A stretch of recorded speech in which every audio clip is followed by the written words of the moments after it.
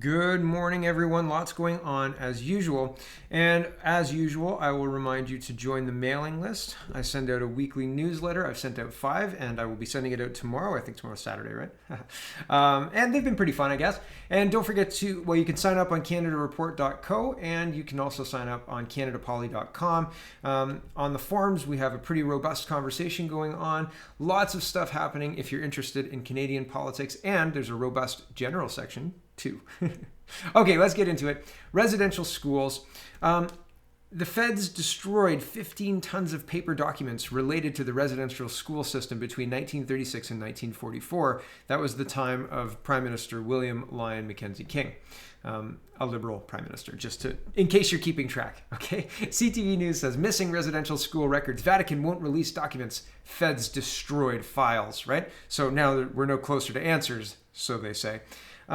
It says, while the Vatican has refused to release residential school records, it isn't the only body suppressing the racism and abuse experienced within these institutions. I want to point out now, we've turned the corner, and now this is just an all-out, the Canadian government and the Catholic school, or the Catholic Church, are all-out racist and abusive institutions. And that's what they're trying to sell using all of this. All of this has been not mostly dealt with, but there are a lot of there have been apologies in the House of Commons.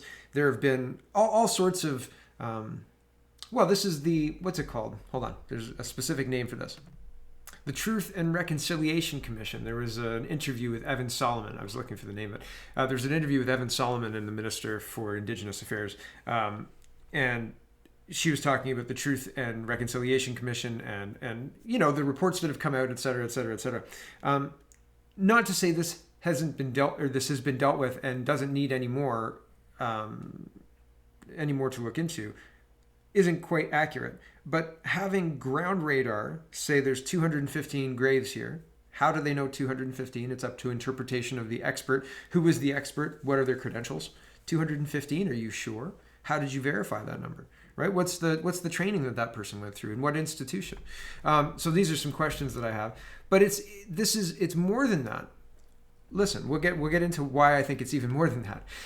The Canadian government destroyed 15 tons of paper document related to the residential school system between 1936 and 1944, including 200,000 Indian Affairs files. So Indian Affairs is the name. The Indian Act is the name of one of the governing documents, and Indian Affairs is not the residential school system. So they're conflating kind of two programs here.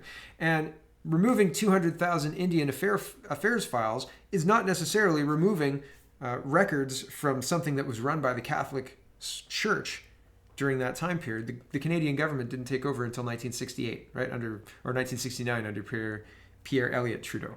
So the Canadian government destroying files related to the Indian Affairs files is in their purview during the Second World War, probably, right? Maybe they looked at it and said, we can't spare this space. Who knows what happened? But is this, what did they call it? Racist and abusive action? Is this something that is done with malice by the Canadian government? I don't think so. I don't think so. Okay, and then it goes into an anecdotal story, and I haven't been able to verify. There's a lot of anecdotal stories running around, people saying that eyewitness accounts and his own eyes and this and that. But you can corrupt a single person, right? Like there's a lot more. There should be a lot more to this public trial than anecdotal stories, right? Anyway, in Kamloops, BC, the Truth and Reconciliation Commission of Canada only has records of 51 children ever dying at the residential school, despite the remains of 215 being discovered last week. Again, I say, how did they know it's 215? What are the credentials of the person who did the ground radar, right? So this whole thing is being used as a vehicle. Here's the interview with Carolyn Bennett. She's the Minister of Crown Indigenous Relations. Okay, and she's interviewed here. She's asked about the court battles. Ultimately, this is being used as a vehicle to further the narrative that Catholic school, Catholic Church is bad. The government of Canada is bad in how it dealt with Indigenous people. And I think there's more context. I really think that there's a lot more context.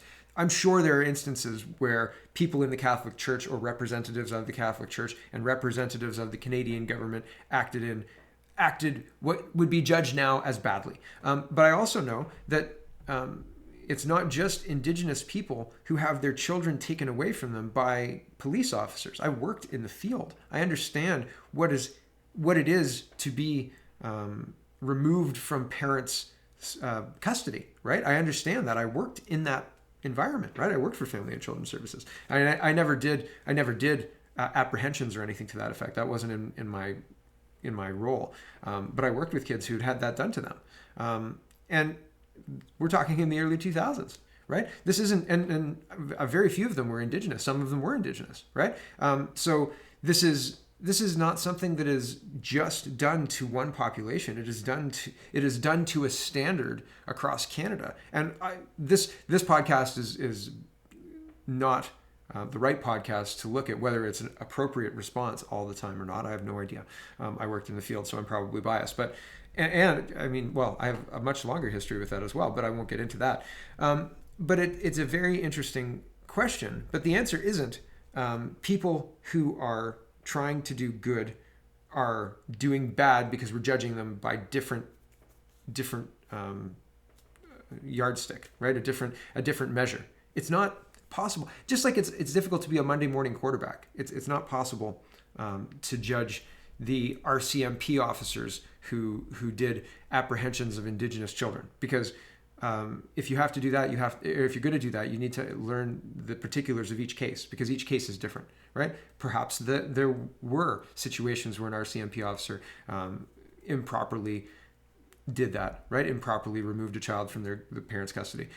Possibly, but I need to know. I need to know the specific instances. So painting it all with one brush is very, very disingenuous, in my opinion, of the news, especially when you don't know the width and breadth of the whole, of how that looks, right? Like, there are laws and rules. Family and Children's Services is a thing, right? Like, and there are people who are removed from their parents' custody for child protection issues. And I mean, that's a whole other can of worms, right? There's no other way to put it. Okay, moving on. Maybe I had one more. Oh, this is interesting. The Senate sanctions a bill giving a new day off with pay to federal employees in the name of Indigenous reconciliation at the cost of $388.9 million. Does this help anybody? Like, does this help reconcile with Indigenous people? Like, have a day off? Like, if you're a federal worker, right? I don't, maybe it does. To me, it doesn't, but who knows? Who knows? Derek Sloan, moving into just kind of governance. Quick show note. I was going to split the show up today, but I don't think I'm going to. I'm going to keep it all together. So Derek Sloan says, yesterday, June 2nd, I voted, June 2nd, 2021, just to be exact. I voted for a simple common sense bill, C-233, that would have amended the criminal code to make it an offense for a medical practitioner to perform an abortion, knowing that the abortion is sought solely on the grounds of the child's genetic sex. In other words, it would have made sex selective abortion illegal. So if you found out that you were having a girl and instead wanted a boy, then you stop the pregnancy and then try again, right? And Derek Sloan was trying to make that illegal. We know that females are often targeted in the womb just because of their gender, and this was a simple way to address this issue. It should have been a no-brainer. Whether you call yourself pro-life or pro-choice, every single Liberal, NDP, Bloc Québécois, and Green Party member voted against this bill, along with nearly 40 Conservatives, including Conservative leader Erin O'Toole. How cowardly that a fixation on gender politics and falsely labeled equality led a majority of parliamentarians to cast their vote in favor of the promotion of a truly discriminatory and harmful practice. I expected better of our parliamentarians and certainly of the Conservative Party of Canada. Derek Sloan. Very interesting. Here is some political theater engaged by our Deputy Prime Minister, Chrystia Freeland. You can see her above me there. She's not wearing a mask. If you watch the woman on the right, she's laughing because she understands this is all theater, right? All of it is theater. And Chrystia Freeland races to get her mask on before the cameras start rolling, and then gets her mask on to take it off, I guess, to address the people. It's very interesting. But here we go. This is from True North. True North Center, I think, was reporting this.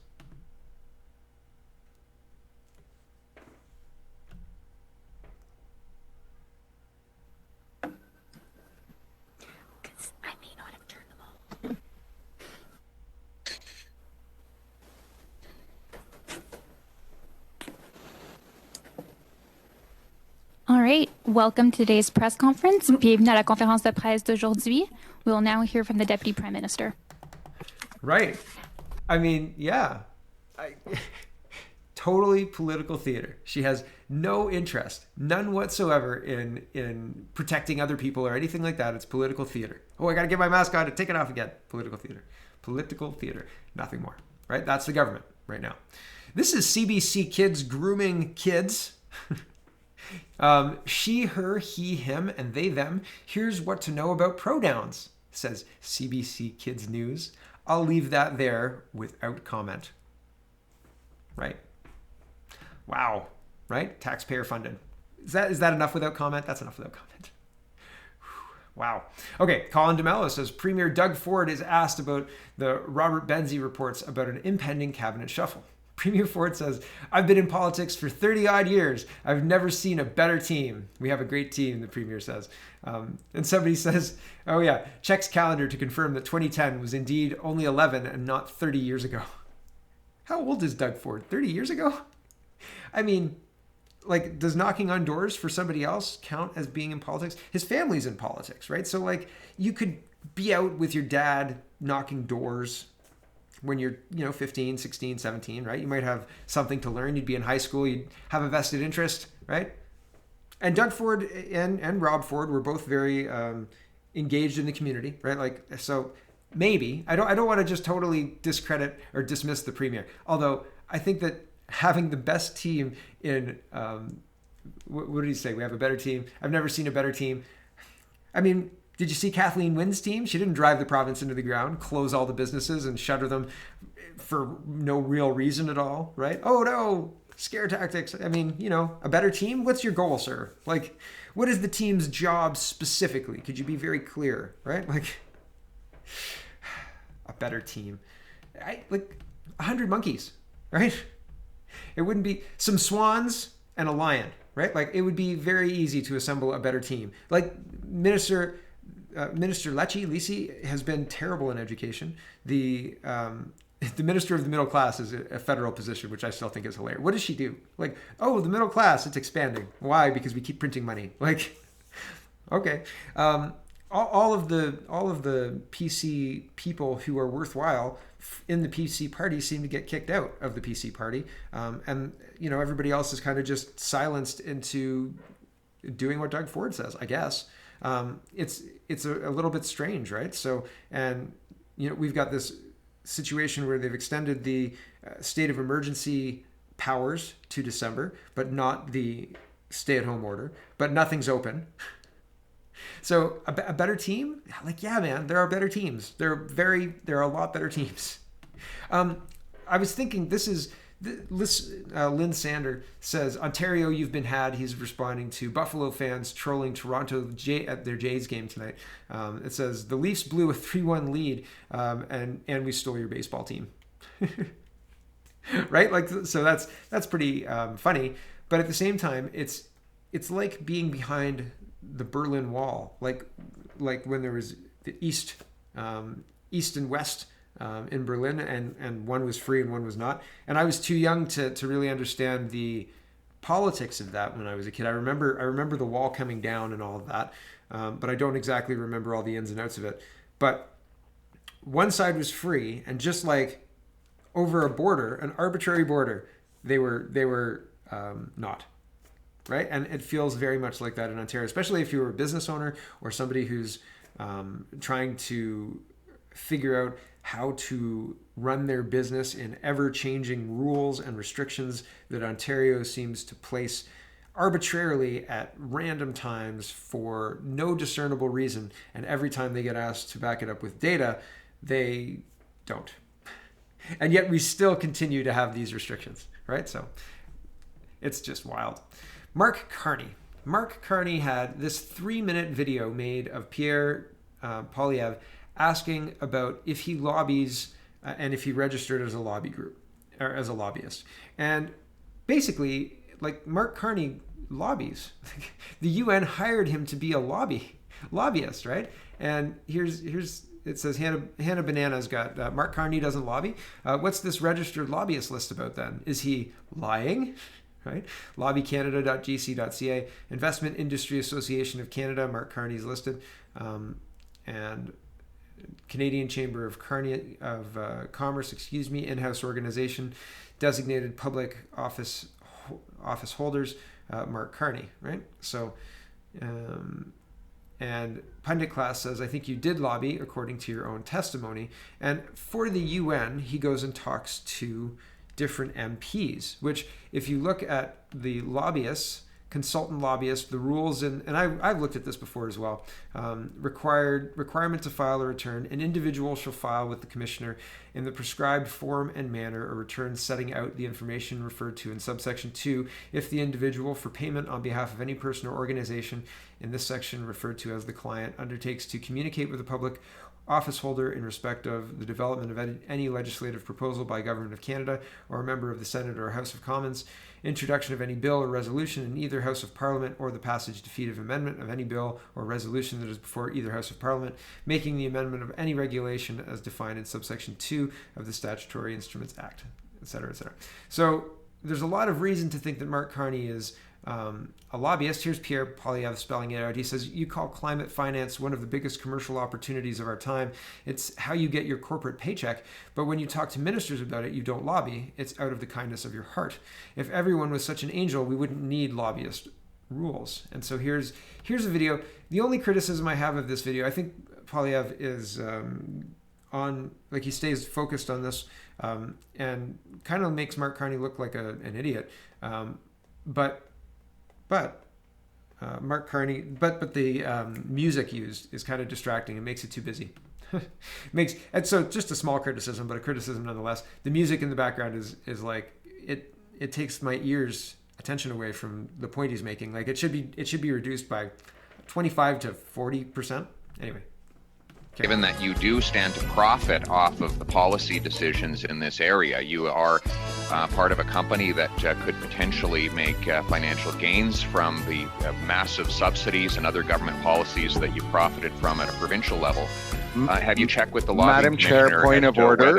Yes, Mr. Carney, you do stand to profit off of these policies, and yet you are regularly intervening and influencing the decisions of ministers, deputy ministers, and you've done so since you became an Okay, you see what I mean? It's kind of like I'm waltzing here. Holy smoke. All right. He says I'm not a lobbyist. Hold on. Let me see. Where did he say that? Right at the end. I don't lobby. Here we go. I represent the United Nations. I represent the UK. Do you register? Did you register to lobby? Yes or no? We have a public point of order, Madam Chair. Strategy. I would like point to of answer order. the question. Yeah, that's a great idea. Your company says that it seeks to make profit. So, fundamentally, if you profit from the decisions made by the Canadian government, you shouldn't have direct access to them without registering as a lobbyist to make sure that everybody knows what's happening here, right? Like, I am lobbying on behalf of this cause. This is not necessary. Like, it's like reading through a newspaper and seeing something about P90X and at the top saying like advertisement. Like now you know they've paid for this placement, right? Like, okay, you're a lobbyist. All right, this isn't something else. So there should be distinction there, and it's interesting that Mark Carney does not view himself, because he is employed by the United Nations. He doesn't think that his actions lobbying the Canadian government directly, the MPs and the other ministers, count as lobbying activity because of his connection with the United Nations. I think that's an interesting conclusion for Mr. Carney to make, and it's very, very telling because I think that Trudeau makes a similar conclusion. Like I think that Trudeau comes to a similar conclusion. I think that Mark Carney is, if not being groomed for leader of the Liberal Party, like the heir apparent to the leader of the Liberal Party. And I think that he might be another Ignatieff or Dion, like just kind of a flop, because it's not going to be. I don't think it'd be Freeland. They're not going to give. They won't give it to Freeland. And the economy stuff, we're going to get into that right now. Whew, wild. Okay, moving into the economy. Ms. Freeland has painted a misleading picture of Canada's debt profile. We are on track to emerge with one of the highest gross debt to GDP ratios in the developed world. There is no way for Ms. Freeland to sugarcoat that fact.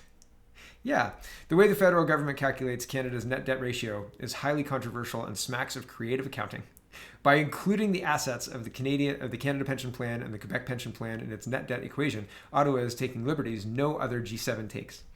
Yeah, and I mean, we all knew, anybody paying attention knew, that Miss Freeland is, while a Rhodes Scholar and a very smart lady, by all accounts, not a finance woman, right? Like, she's not a person who came up through finance. She came up through writing George Soros's autobiography, right? Or biography or something like that. And she was a reporter, right? And again, very smart woman, Rhodes Scholar, but not a financier. And I think financier, you can be a really smart person. Teachers, by and large, in Ontario anyway, I don't know about where you live, but in Ontario, teachers in Ontario have a really hard time with math.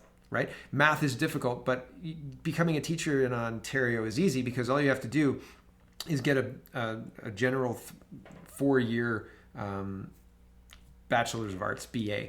It doesn't have to be in math. You can get through all of that without having any math, really, and nothing complex anyway.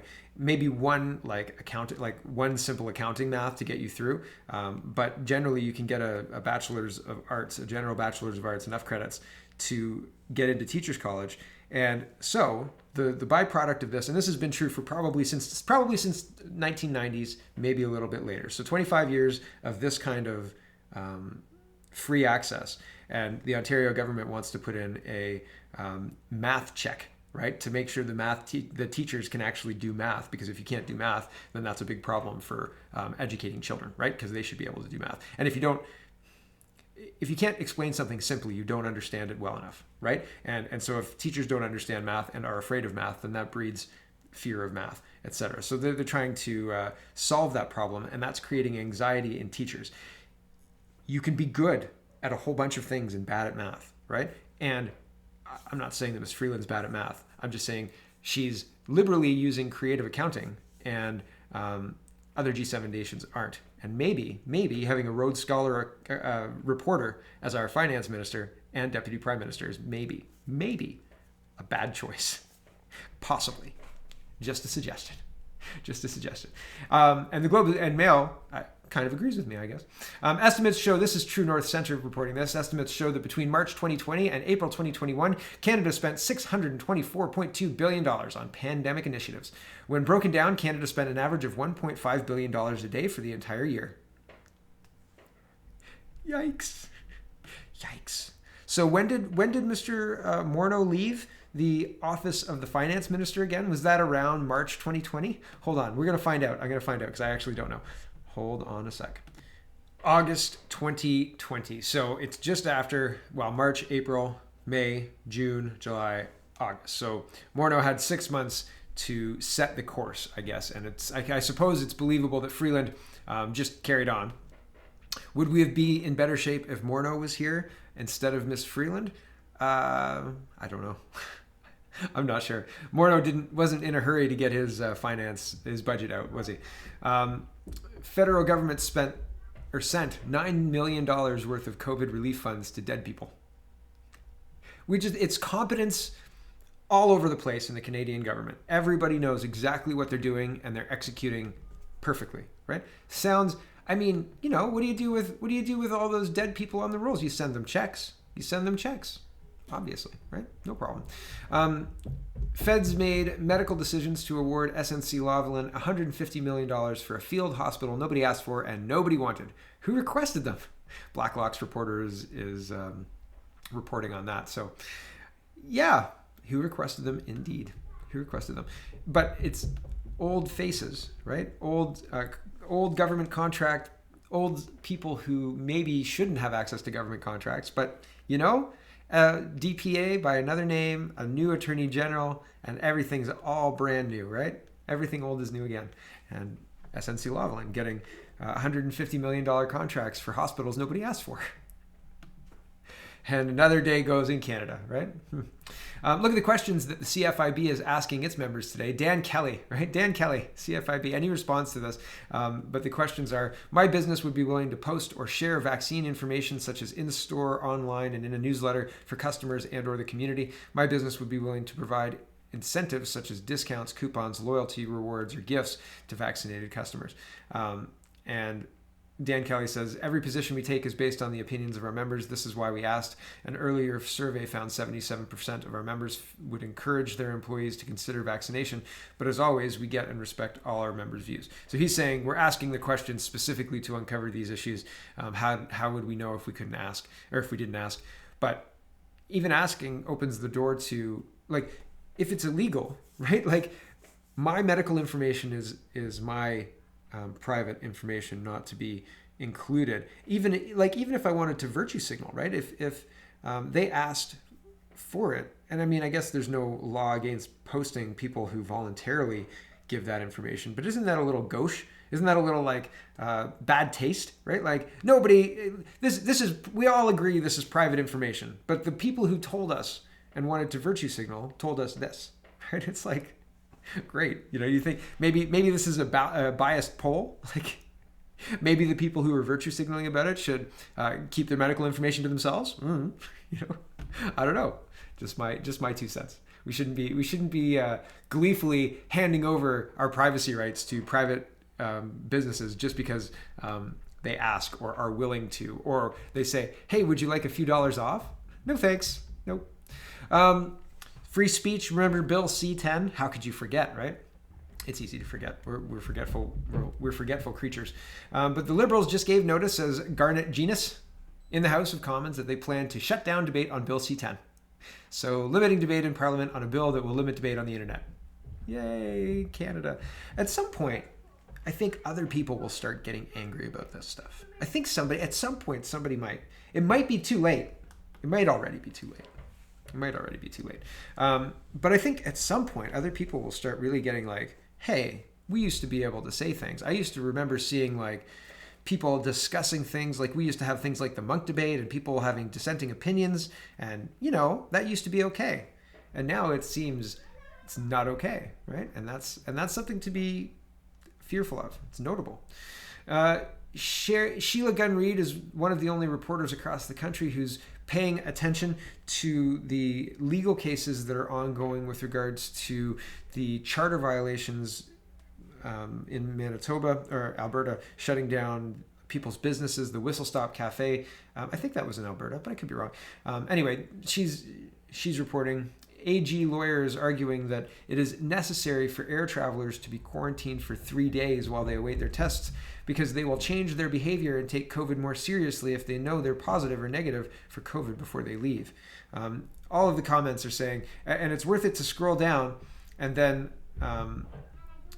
and read I already loaded the more comments, but load the more replies and read through those. It says, you've got to love government bureaucrats who feel empowered to mandate themselves with authority to change the behavior of measly citizens, right? Like, yeah, it's interesting. They're doing this because of behavioral science, right? And not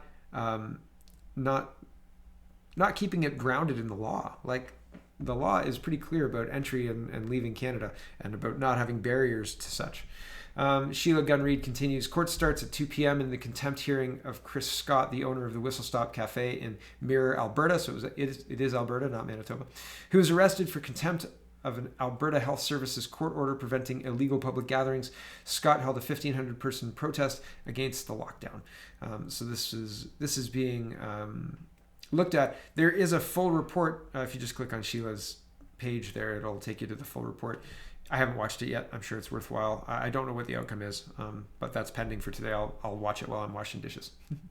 Globe and Mail says, this is travel. It's time to wake up and reopen the Canadian-U.S. border. Huh. What? It's been a year of these news agencies. Now, this is an opinion piece, right? It's I think it's, hold on, let's see if I've got access. It is not an opinion piece, but I don't have access to the whole article, so I'm not going to look through it. But it is published under the politics headline. And I think it's notable because the U.S. is putting a lot of pressure on Canada right now to reopen the Canada-U.S. border from their side. I reported the other week that there were rumors that they were just going to unilaterally open it, regardless of what Canada does, and say, like, good luck, guys. So that's going to make the leadership in Canada look even more incompetent, if that's possible. If it's possible. Fanshawe College is joining Western, it says Rocco Rossi, in mandating COVID-19 vaccinations for students in residence, a key development and broader debate that is heating up.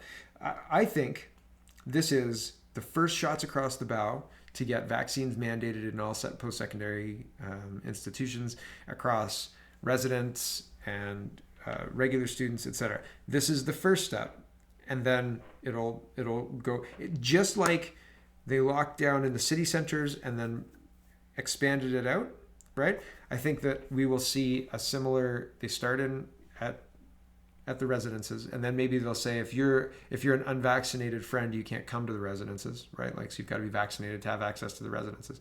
And then maybe, I don't know, maybe they'll have vaccination drives or something like that in the schools to drive up uptake or something to that effect. It's very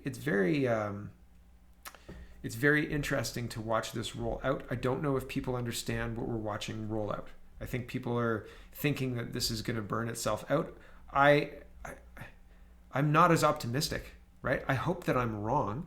I hope it does burn itself out. I hope that people get vaccinated at whatever rate they want to get vaccinated at. You do you, man. The internet's there for everybody. Everybody's got enough time to read. Like, if you don't have the time to research what this is and make a decision for you, I mean, then, not you deserve what you get. I feel like the government has responsibility. But, there's a lot of push to get this. There's a lot of coercion to get this. But I think that if there's not uptake, the government will push it even further. But if this doesn't burn itself out, if people aren't allowed to take the risk, right? Say 40%, so 60% of people get it and 40% don't. If people aren't allowed to take the risk for themselves and the government says, well, we only got to 60%, we need to stay locked down, I don't think that's going to go well. And I don't know if that's exactly what they're setting up, but I don't think that's going to go over well. So tying in with the mandating of the vaccines for residents in post-secondary, Global News is reporting among rich countries, Canada has bought more vaccines than anyone else in the world, enough to vaccinate Canada 5 times. Why, if you bought, say like Justin Trudeau, let's replace COVID with a flu shot. Say Justin Trudeau heard about a really bad flu in 2020. Let's just say 2020, 2021, like this is the same season we just went through. And then he mobilized and bought 5 times the amount of flu shot that you would need to vaccinate Canada. Is that like a responsible or a reasonable response to that situation? You look at that situation and say to yourself, you know what we need to do? You know the obvious answer to this. We need to get 5 times the population. Like, we need to get enough vaccines for this 2020 flu to inoculate 5 times the population? Is that reasonable? What happens when 2021 comes around and the flu's changed, as they do every year, and all you've got is this old doses of the one for the 2020-2021 flu season, right? Rather than the 2021-22 flu season, which you're going into. And I just can't figure out if people think this is reasonable or rational, even though the news is saying, oh yeah, these vaccines, they totally work for this and it's fine, it's all the same.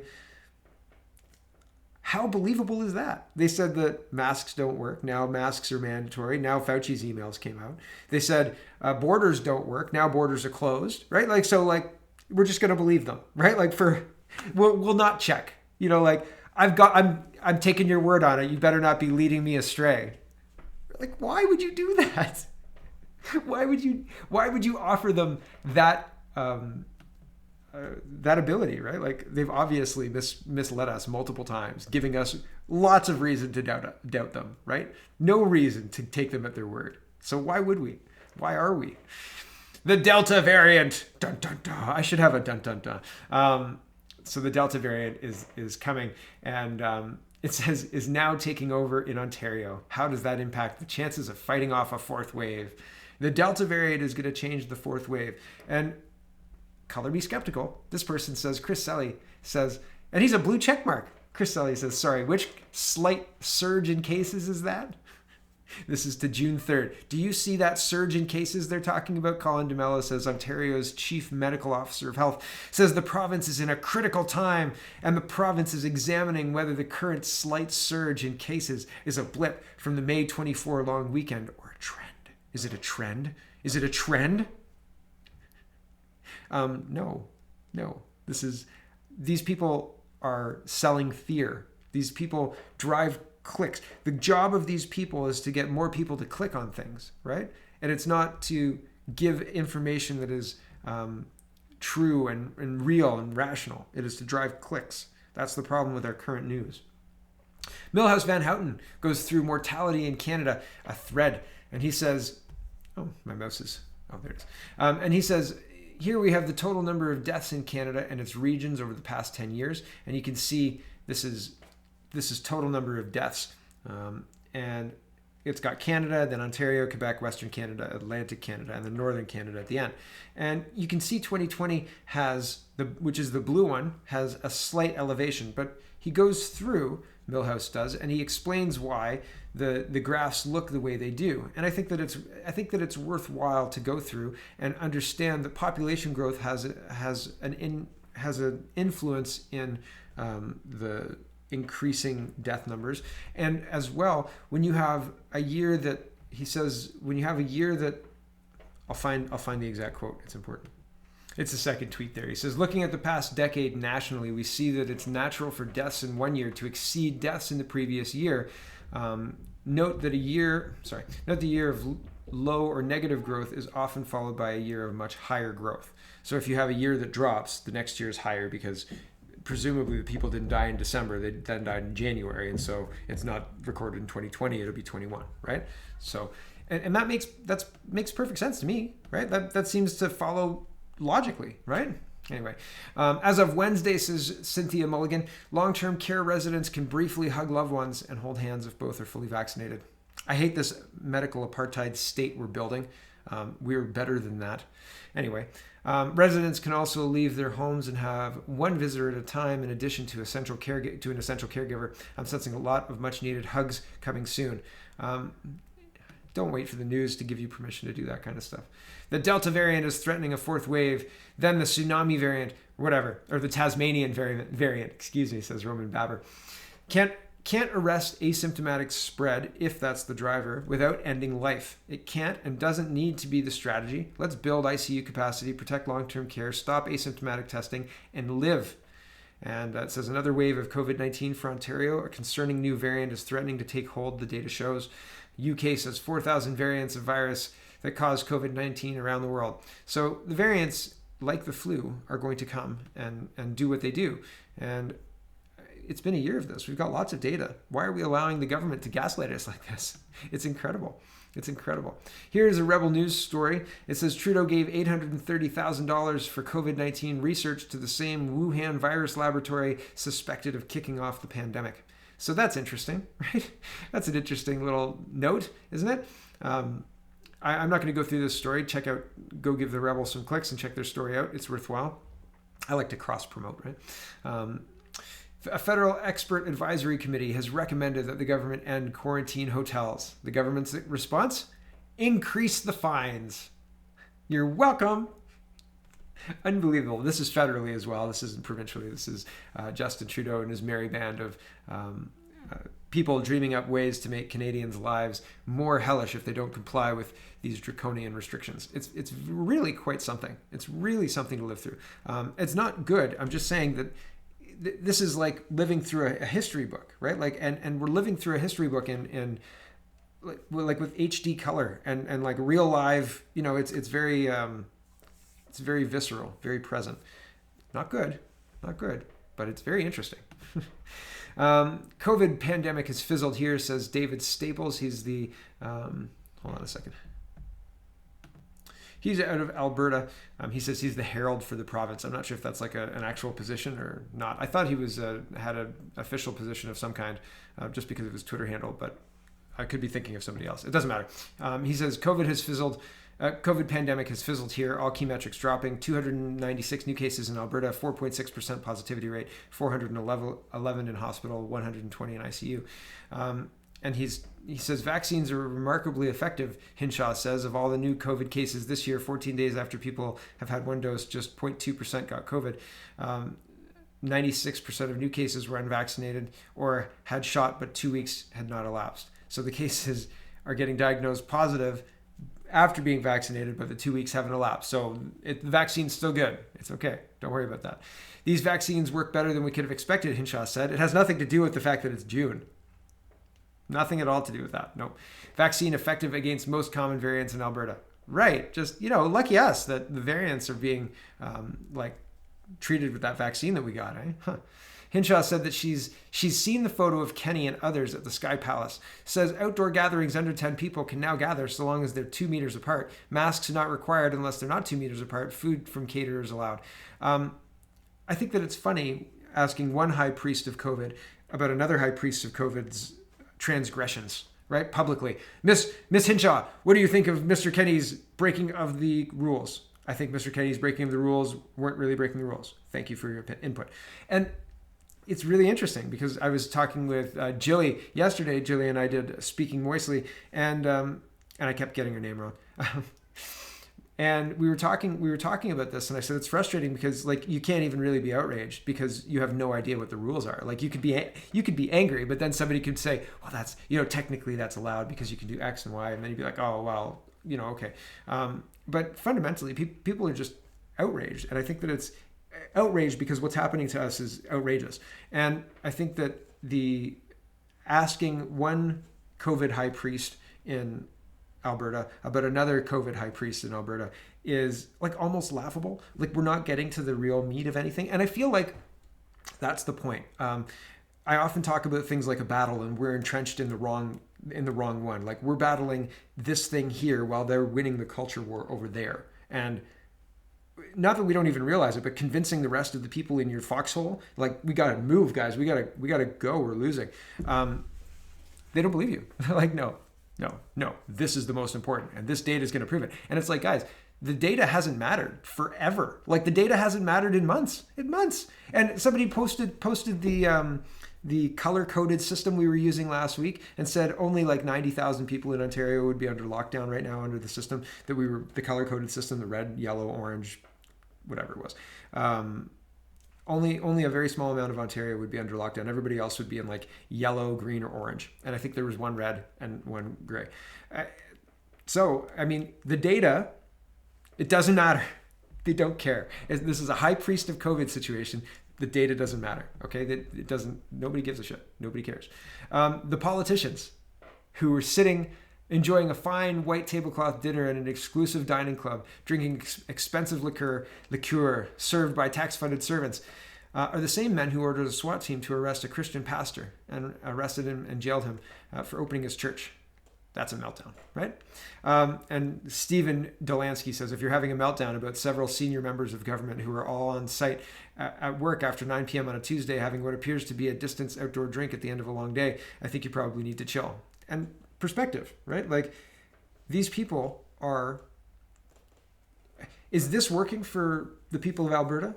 Right? Is shutting down Pastor Pawlowski's church working for the people of Alberta while simultaneously ignoring other religious institutions that are openly flouting the rules? I don't think so. I could be wrong, but I don't think so. UK pediatricians explain how, like in Canada, most kids in hospital with COVID are in fact in hospital for something else, but just happen to test positive upon being admitted. Parents shouldn't worry. And it says, update, there's no sign of an increase in pediatric admissions due to COVID. Our emergency departments are very busy right across the UK, but not with COVID. Statement. And the interesting thing about that is the Indian variant, also known as the Delta variant, is because the Indian government called out the UK government asking them for cultures of the Indian variant. And so they said, you know what, we'll just call it something else. Ha.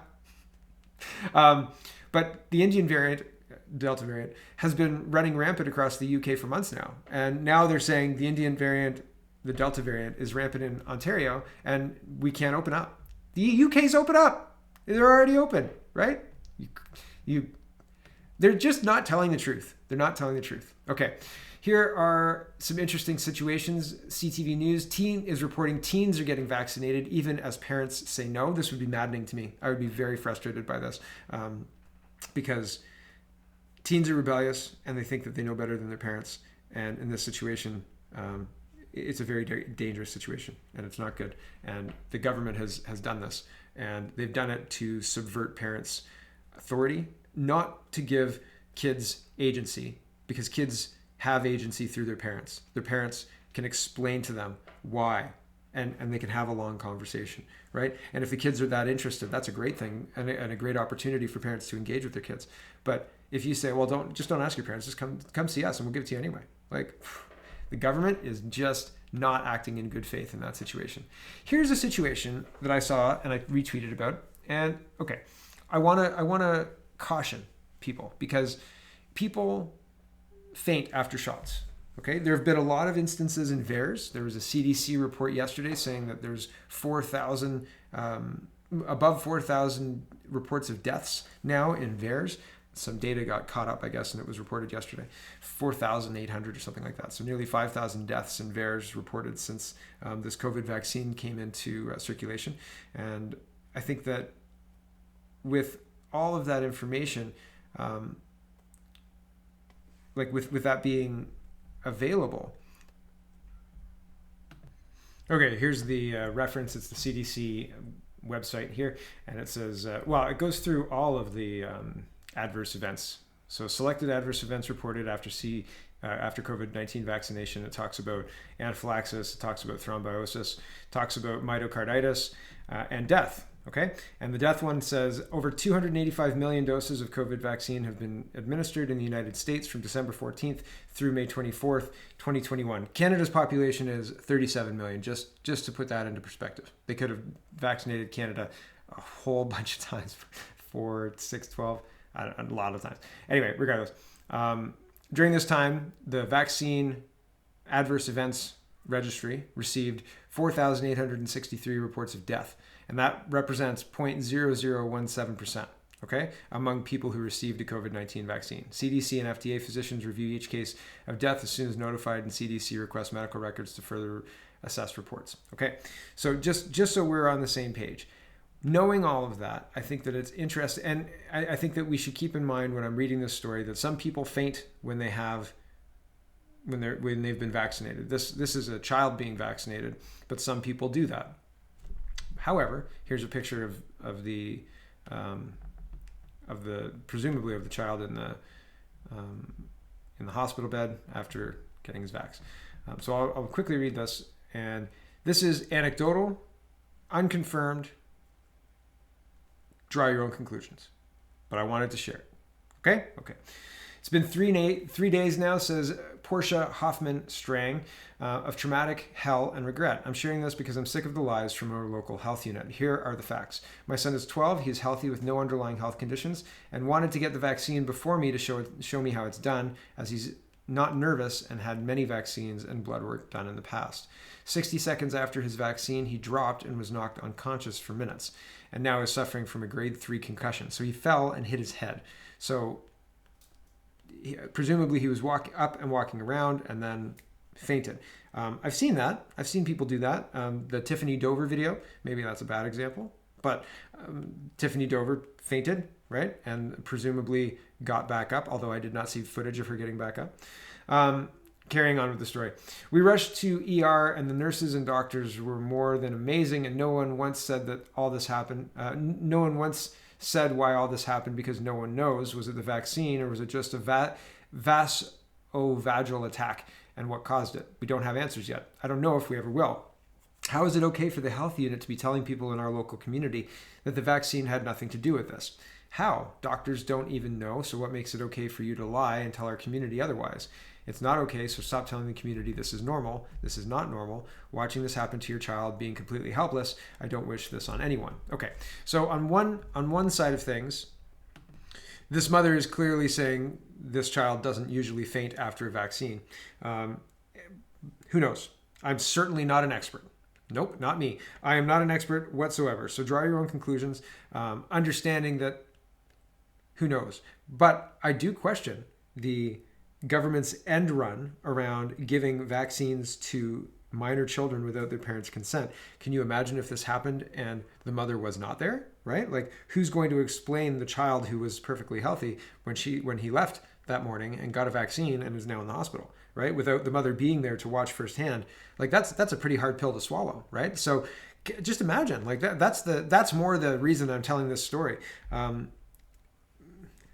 knows, right? And accidents like that could happen anyway. So it's a very interesting situation that we've put ourselves into, and we seem to be allowing ourselves to slip further into.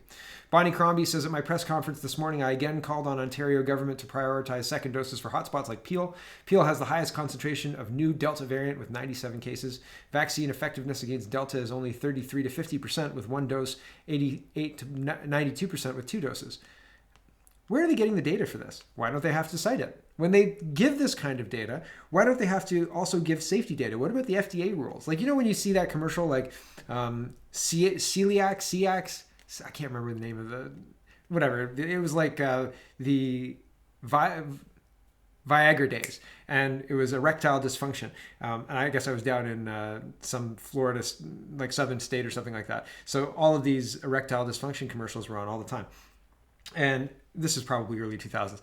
And every single one of them had this like long list of reasons that you would never ever want to put this thing in your body, right? Like this may cause anal leakage and like, like all sorts of ridiculous things. And I was like, and I asked my mom, I was like, okay, are you watching this commercial? Everybody's happy in this commercial. Everybody's cool. Everybody's going to dinner and blah, blah, blah, blah, blah. And then like all these smiling faces in the car, right? And then they're listing these horrific like side effects. Like you may experience balding and like, wild mood swings and like Hulkism, right? Like, but no, like, but take this and it'll make your life so much better, right? And I'm pretty sure they up the volume on the music, like at the beginning, the Polyev skit, they up the volume on the music and down the volume on the vocals. So you don't really listen to that. You just look at the smiling faces and live the life that you want to live in your head because the advertisement's telling you that. I just think it's kind of the same thing. Like the Delta variant will get you, rah, right? Like you must listen to us and we'll give you this thing. But they don't even bother telling you about the wild and crazy side effects that you may experience, right? Like some people who get vaccinated may faint, right? Like that'd be good to know, right, Mom? Right?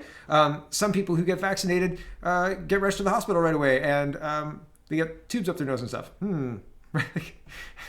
That might be also good to know, right? It seems like something's missing from our public discord, and it seems like nobody really cares about that. And I care about that, right? I care about being misled because you have to dig for the truth, and if you don't dig for the truth, man, you're not going to get it.